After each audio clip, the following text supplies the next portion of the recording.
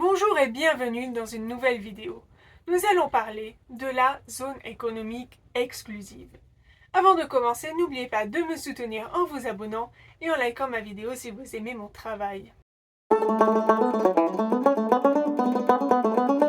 La France possède le deuxième domaine maritime mondial avec près de 11 millions de kilomètres carrés de zone économique exclusive ZEE, principalement en raison de ses territoires d'outre-mer qui lui octroient 97% de son territoire maritime.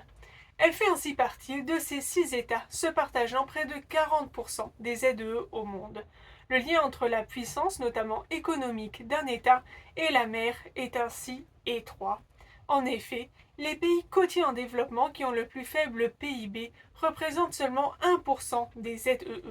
Par ailleurs, seuls 35% des États en développement bénéficient d'une ZEE. La ZEE est une notion nouvelle qui a été introduite par la Convention des Nations Unies sur le droit de la mer. Elle est définie ainsi par l'article 55. La zone économique exclusive est une zone située au-delà de la mer territoriale et adjacente à celle-ci. L'État côtier bénéficie notamment dans cette zone de droits souverains exclusifs sur les ressources, ce qui en fait un statut convoité et a amené les États à revendiquer leur ZEE.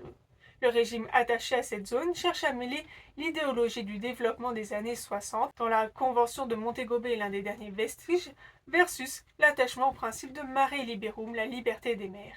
Il en résulte ainsi une notion sui generis, à la fois distincte de la haute mer, mais qui garantit la liberté de navigation comme en haute mer, cela sous réserve du respect des droits exclusifs de l'État côtier. Elle a été créée afin de répondre aux conflits sur les ressources halieutiques qui sont apparus dès les années 50 lors des débuts de la pêche industrielle qui a commencé à piller les eaux des États côtiers. Nous allons examiner dans cette vidéo la notion de zone économique exclusive, donc cette EE, ses règles de délimitation et son régime. L'article 56 est central puisqu'il détaille les droits, juridictions et obligations de l'État côtier dans la zone économique exclusive. Il octroie à l'État côtier des droits souverains aux fins d'exploration et d'exploitation, de conservation et de gestion des ressources naturelles, biologiques ou non biologiques, des eaux surjacentes aux fonds marins, des fonds marins et de leur sous-sol, ainsi qu'en ce qui concerne d'autres activités tendant à l'exploration et l'exploitation de la zone à des fins économiques telles que la production d'énergie à partir de l'eau, des courants et des vents. Il s'agit de droits souverains de l'État côtier en tant qu'ils sont exclusifs et pas de l'exercice de la souveraineté. Ils se limitent ainsi aux ressources maritimes comme la pêche ou les hydrocarbures, l'exploration et l'exploitation aux fins économiques, ainsi que les énergies marines comme l'éolien ou l'énergie ou l'eau motrice.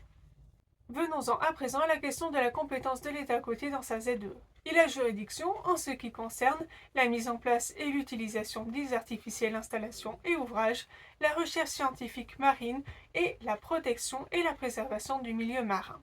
L'État côtier n'est pas dépourvu de droits et obligations et doit tenir compte des droits et des obligations des autres États en vertu de la Convention, notamment les droits relatifs aux fonds marins et à leur sous-sol prévus dans la partie 6. L'article 58 est justement consacré aux droits et obligations des autres États.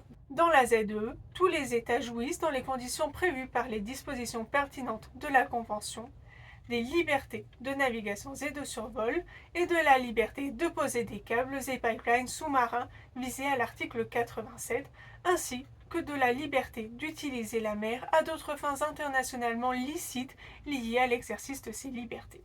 Ainsi, l'État côtier ne peut porter atteinte à la liberté de la navigation et à la compétence de l'État du pavillon que dans la mesure où cela est nécessaire au respect de sa réglementation dans le domaine des compétences qui lui ont été attribuées par la Convention. Cet article fait cependant l'objet de divergences d'interprétation. Par ailleurs, l'article 58 se poursuit en indiquant que les articles 88 à 115 s'appliquent à la ZEE, c'est-à-dire les articles relatifs à la haute mer. Ainsi, la ZEE obéit au régime de la haute mer, bien qu'elle soit un espace particulier où l'État côtier exerce des droits exclusifs souverains sur les ressources. Traitons à présent du sujet des délimitations de la ZEE prévues aux articles 57 et 59 de la Convention. L'article 57, intitulé « Largeur de la zone économique exclusive », énonce la règle selon laquelle la zone économique exclusive ne s'étend pas au-delà de 200 000 marins, des lignes de base à partir desquelles est mesurée la largeur de la mer territoriale. À noter que la zone contiguë se superpose à la ZEE.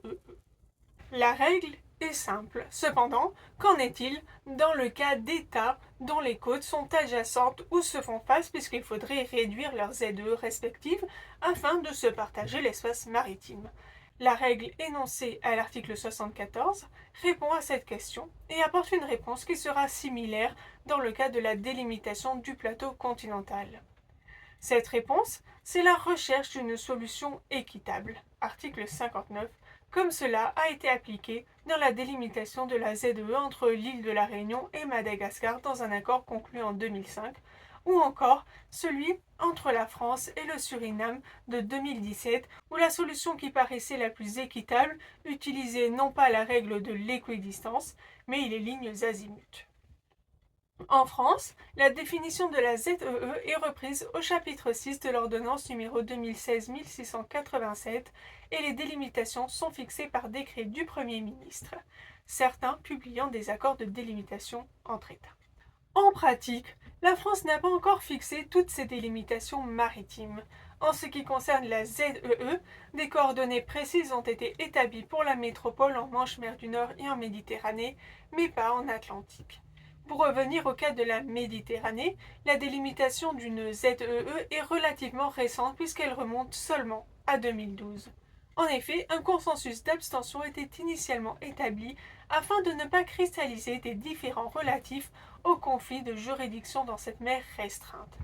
D'autres États ont d'abord préféré revendiquer une zone de pêche plutôt qu'une ZEE, comme cela a été le cas de l'Espagne, de Malte, de la Tunisie et de l'Algérie et de bien d'autres encore, qui se sont plus tard pour la plupart transformés en ZEE.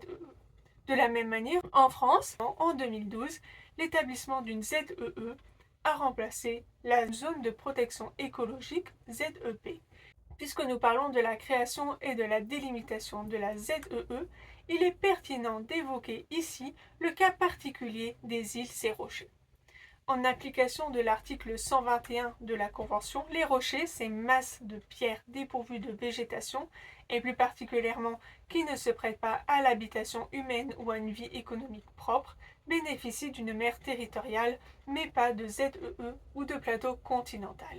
Une île, en revanche, qui se définit comme une étendue naturelle de terre entourée d'eau qui reste découverte à marée haute, conformément au même article, donne droit à l'établissement à la fois d'une mer territoriale et d'une ZEE. On peut citer comme entrant dans la définition d'une île conformément à la Convention l'atoll d'Okinotorishima au Japon, l'atoll de Clipperton dans le Pacifique Nord et l'île d'Aves au Venezuela. En revanche, Rockall, situé au large de l'Irlande et de l'Écosse, entre dans la définition d'un rocher. L'État côtier exerce une compétence législative et réglementaire relative à l'exercice de ses droits souverains d'exploration, d'exploitation, de conservation et de gestion des ressources biologiques de la zone économique exclusive, conformément à l'article 73. Il en découle le droit pour l'État de prendre toute mesure, y compris l'arraisonnement, l'inspection, la saisie et l'introduction d'une instance judiciaire qui sont nécessaires pour assurer le respect des lois et règlements qu'il a adoptés conformément à la Convention. Ce droit est limité, comme l'a rappelé le premier paragraphe qui emploie le terme nécessaire. Les paragraphes suivants ajoutent en matière de restriction des libertés que lorsqu'une caution ou autre garantie suffisante a été fournie, il est procédé sans délai à la main levée de la saisie dont un navire aurait fait l'objet et à la libération de son équipage, que les sanctions prévues par l'État côtier pour les infractions aux lois et règlements en matière de pêche dans la zone économique exclusive ne peuvent comprendre l'emprisonnement à moins que les États concernés n'en conviennent autrement, ni aucun autre châtiment corporel. Et enfin, en matière diplomatique, dans les cas de saisie ou d'immobilisation d'un navire étranger, l'État côtier notifie sans délai à l'État du pavillon, par les voies appropriées, les mesures prises ainsi que les sanctions qui seraient prononcées par la suite. L'article 56 de la Convention prévoit que l'État côtier bénéficie de droits exclusifs aux fins d'exploration et d'exploitation, de conservation et de gestion des ressources naturelles des eaux surjacentes aux fonds marins, des fonds marins et de leur sous-sol. Ces ressources naturelles peuvent être biologiques ou minérales. Les ressources minérales peuvent être du gaz, du pétrole ou encore des minéraux tels que le charbon, l'or, le fer, les terres rares et autres minerais. L'attribution de ces compétences souveraines a conduit à ce que tous les vastes gisements d'hydrocarbures gazeux récemment découverts en Méditerranée orientale se retrouvent rattachés à l'un des États du bassin levantin. Les champs Tamar et Léviathan reviennent ainsi à Israël, Aphrodite à Chypre et le gisement géant Zor à l'Égypte. À noter qu'en France, l'exploitation offshore de pétrole et de gaz fait l'objet d'un moratoire depuis 2007 et d'une interdiction totale depuis 2017. L'État côtier bénéficie également de compétences exclusives en ce qui concerne d'autres activités tendant à l'exploration et à l'exploitation de la zone à des fins économiques, telles que la production d'énergie à partir de l'eau, des courants et des vents, en d'autres termes la production d'énergie marine renouvelable, conformément à l'article 56. Enfin, l'État côtier bénéficie d'un droit exclusif en ce qui concerne les ressources génétiques et biologiques issues du vivant, que ce soit donc en matière de pêche ou de recherche pouvant servir par exemple dans le domaine médical. Finalement, nous avons pu constater que la ZEE obéit à un régime à part, à la fois différent de la mer territoriale, puisque l'État côtier n'y exerce pas sa souveraineté, et que la liberté de navigation s'applique ainsi que l'absence de réglementation et de police générale par l'État côtier. Et à la fois différent de la haute mer, puisqu'il s'y applique une défense de droits souverains par l'État côtier, limitativement prévue par la Convention.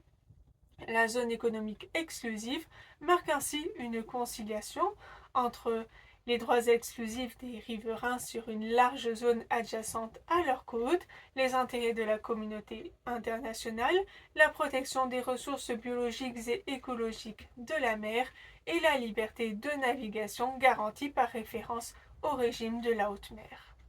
Mais elle représente surtout, en pratique, l'extension légalisée de l'emprise des États riverains au détriment des zones internationalisées.